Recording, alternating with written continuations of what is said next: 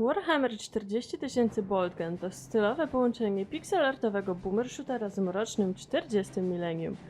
Czy takie połączenie ma szansę się udać i czy odda uwielbiany przez fanów klimat tego mrocznego uniwersum? Zapraszam do recenzji.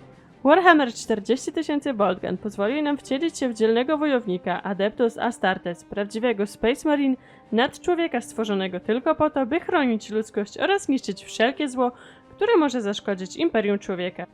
Zostajemy wysłani na jednoosobową misję zwiadowczą, by odnaleźć pozostałości oraz informacje o planowanej inwazji sił chaosu. Jako zwiadowca oraz egzekutor będziemy przebijać się przez hordy wrogów przez kolejne etapy gry. Wrogowie będą liczni, spotkamy demony wszystkich bogów chaosu, a nawet potężnych, spaczonych Space Marines. Nie mają jednak z nami szans, gdyż to z nami jest wiara Imperatora, a będziemy mogli to wyrazić wciskając trójkąt na padzie, co sprawi, że nasz dzielny wojownik wykrzyknie groźby w stronę wrogów lub też jedną ze sławnych sentencji. Pierwsze, co rzuca się w oczy przy zabawie w Warhammer 40 000 Boltgun, to grafika. Gra prezentuje pixelartową grafikę oraz styl gry retro strzelanek 90 lat. Nie można jednak powiedzieć o grze, że jest to kolejny indyk mający na celu żerowanie na nostalgii. Grając w Boltgun czułam, jakbym grała całkowicie współczesny tytuł z wieloma przyjemnymi mechanikami, które doskonale sprawdzają się w dzisiejszej produkcji. Wciskając atak w zwarciu, nasz bohater doskoczy do wroga po wcześniejszym spowolnieniu czasu, a przy skoku na krawędź będzie się w stanie złapać i wejść na wyższe kondygnacje. Pojawi się też sporo intrygujących mechanik, których nie sposób spotkać w innych grach, nawet z lat 90. Nasz Space Marine nie może zginąć od spadku z wysokości, chyba że spadnie w przepaść. Wszystkich natomiast pod nim czeka brutalna oraz krwawa śmierć. Wspominaliśmy już o przycisku okrzyku bojowego, który jest tutaj tak samo niepotrzebny, jak po prostu klimatyczny, a obrażania heretyków nigdy mi się nie znudzi. Uniknięto także olbrzymich połaci nudnych terenów, a zamiast tego otrzymaliśmy solidne i rozbudowane poziomy, które są pełne wrogów i różnych znajdziek. Przedmioty są zobrazowane w sposób typowy dla tych gier, czyli jako lewitujące w miejscu drobty pogardy, czyli pancerze. Pięknie wymyślone, prawda? Oraz punktów życia, a także latające wszędzie magazynki amunicji. Do tego w grze ukryte są sekrety, jednak twórcy podeszli do tych sekretów na opak, nie tak jakbym to zrozumiała na podstawie innych gier. Tutaj sekretem jest każde wzmocnienie w stylu zwiększonych obrażeń, specjalnej amunicji czy też spowolnienia czasu. Często te sekrety leżą także spokojnie na środku mapy i czekają na to, aż je ktoś podniesie, więc nie ma tutaj mowy o odkrywaniu czegokolwiek. Oczywiście znajdą się ukryte drzwi, a za nimi permanentne wzmocnienie obrażeń lub granat wymiatający wszystko na swojej drodze, ale jest to szczyt tego, co w ukryciu ma do zaoferowania Boltgun.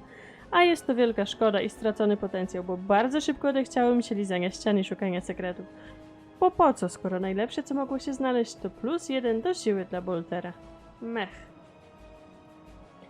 A skoro o broniach mowa, to jest o czym rozmawiać. W Boltgun naszym głównym narzędziem zniszczenia będzie oczywiście właśnie Boltgun, czyli ciężki karabin ze specjalnymi wybuchowymi pociskami, z których słyną jednostki piechoty Space Marine. Ta broń skutecznie masakruje odkryte i nieopancerzone ciało, a skoncentrowany ostrzał może nawet uszkodzić ciężej opancerzonych wrogów. Do pakietu dostaniemy tradycyjny sprzęt Adeptus, takie jak karabin plazmowy, granatnik typu Zemsta, który strzela granatami właściwie w linii prostej, a te się przyklejają do celu i czekają na swoją eksplozję. Nam jednak szczególnie do gustu przypadł ciężki bolter, który dość szybko zużywa amunicję, ale w miejscu celowania dosłownie wymiata wszystkich przeciwników, nawet tych twardszych. Jednym słowem, jest się czym bawić w Boltgun. O ile większość wrogów w grze jest naprawdę ciekawa i posiada swoje specyficzne zachowanie, to muszę przyznać, że twórcy poszli bardzo na łatwiznę, jeżeli chodzi o bossów. Ci są najczęściej zwykłymi wrogami, którzy pojawiają się w asyście hord zwykłych przeciwników, a ich zachowanie jest bardziej frustrujące niż wymagające jakiegoś specyficznego działania. Przykładowo, Lord Zmian posiada atak, który zawsze zadaje nam obrażenia, kiedy nas widzi i musimy czekać, aż aktywuje ten drugi atak, żebyśmy mieli czas zadać mu obrażenia, a kolejny boss, czyli Czarnoksiężnik, będzie po prostu teleportować się po mapie i rzucać w nas niecelnymi zaklęciami. Największym problemem przy tym bossie było odnalezienie go na dosyć obszernej planszy. Twórcy mogli rozwiązać temat bossów na miliony sposobów, a wybrali najprostszy i aż nie pasujący do tej gry. Serio, nawet takie nurglowe żaby są bardziej złożone od tego starożytnego demona, na którego trafiamy w połowie drugiego aktu. Gra działa bardzo płynnie, nawet nienaturalnie płynnie przy tego typu mechanikach oraz grafice, gdzie z jednej strony widzisz grę, która wygląda jak Doom, ale działa płynnie, czujemy ciężar naszego bohatera, a według kodeksu pancerz Adeptus waży około 400 kg, a sam żołnierz ma około 2-3 metrów wzrostu i wagę 300 kg. Rozpędzony kolos ląduje z wielkim trzaskiem i przez chwilę jest jeszcze przesuwany w dół przez swoją masę.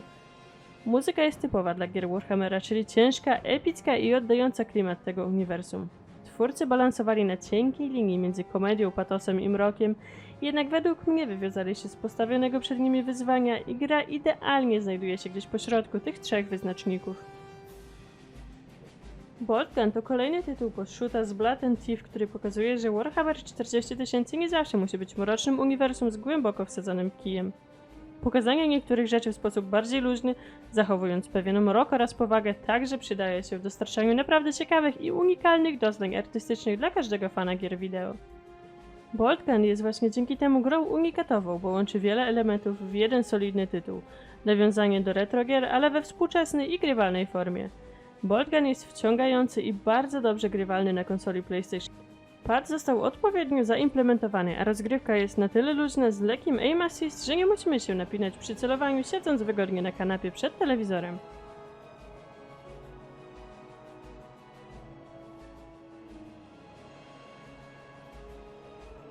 Dziękujemy, że oglądaliście. Dajcie nam znać, co sądzicie o tej grze, czy macie ochotę w nią zagrać, czy już w nią graliście i co o niej sądzicie. Zostawiajcie łapkę w górę, subskrybujcie kanał i do następnego, cześć!